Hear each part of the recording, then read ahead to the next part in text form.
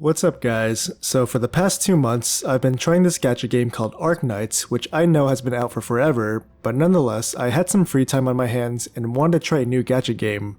I've always been interested in the tower defense genre, so naturally I gave this game a shot with the underlying curiosity of whether or not this would turn out to be a free-to-play friendly game. After casually playing Arknights for the past 2 months free-to-play, here are my thoughts starting with the things I liked. This tower defense style gacha game had some relative depth to its strategy when compared to most other gacha games. I've definitely run into challenging stages that forced me to pick the right team and layout in order to defeat it. Veterans of the game have shown that you can beat most of the levels using brains over money by defeating everything using mostly 3-star operators. Lots of operators are specialists and as a result are niche and will cause you to constantly switch operators in and out of your team depending on the level. Speaking of operators, the other major factor I enjoyed about Arknights is its tremendous cast of likable characters, all with their own amazing artwork and creative costumes. Almost too many, it was overwhelming for a newcomer like me. Nonetheless, with its immense cast of characters, I'm confident that you'll find some waifus that you'll absolutely adore.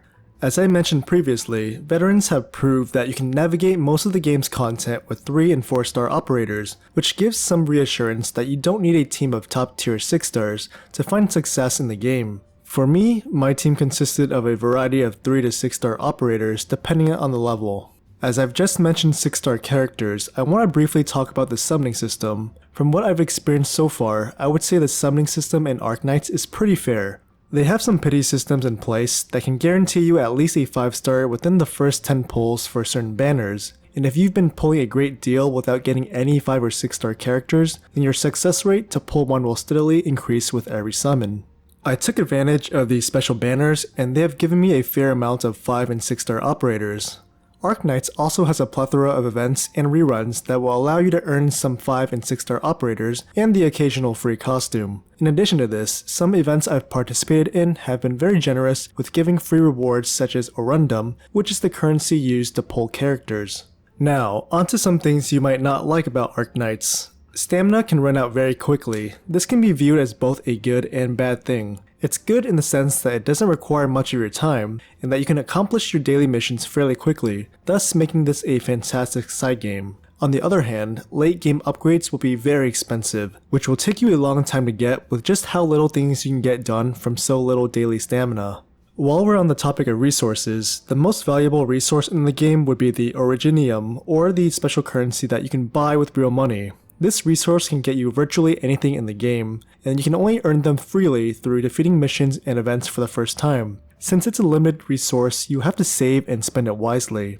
Most players, including myself, choose to use them on limited costumes for our waifus. If you're free to play, then it will be very difficult to get all the costumes you'd want, assuming you care about costumes.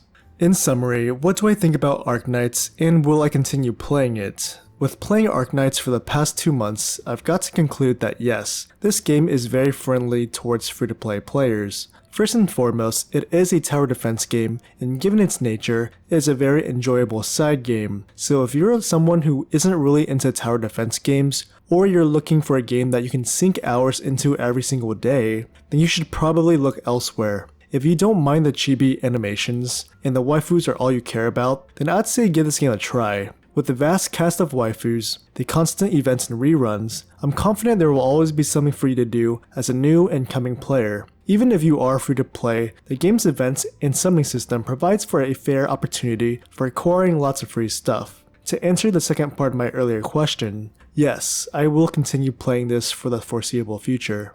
I hope this video was informative for anyone that hasn't tried the game out yet but would like to. If you played the game before and perhaps you've played and then quit, let me know your thoughts on the game and reasons why you've quitted. I'm very curious to know. Thanks again for watching, and as always, I'll see you in the next one.